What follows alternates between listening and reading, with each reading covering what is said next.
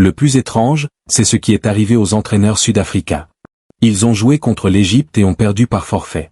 Le problème n'est pas la défaite en elle-même. Le vrai problème est ailleurs.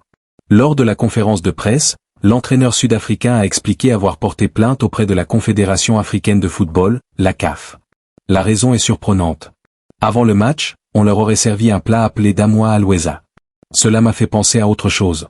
J'avais l'impression que l'Égypte possédait une armée d'entraîneurs. L'un d'eux était juste à côté de moi, sur la ligne de touche, en train de donner des consignes aux joueurs. Un autre discutait tranquillement avec le 4e arbitre.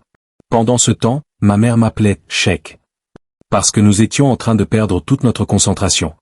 Le sélectionneur sud-africain critique l'organisation de la Coupe d'Afrique des Nations au Maroc. Selon lui, il n'y a pas d'ambiance dans les stades. Il explique que des supporters, pourtant munis de billets, n'ont pas pu entrer. Il ajoute que plusieurs stades étaient presque vides. Pour lui, l'organisation de la compétition est chaotique. Et cela l'étonne, car le monde entier fait l'éloge du Maroc. Voici ce qu'il déclare. Allez-vous-en. Vous semez la zizanie. On sait que l'Afrique du Sud parle beaucoup. On connaît aussi sa position, surtout sur les sujets sensibles avec le Maroc. Franchement, j'en ai assez. Je devrais même être sanctionné. Comment se fait-il que tous les entraîneurs africains, sans exception, fassent l'éloge du Maroc?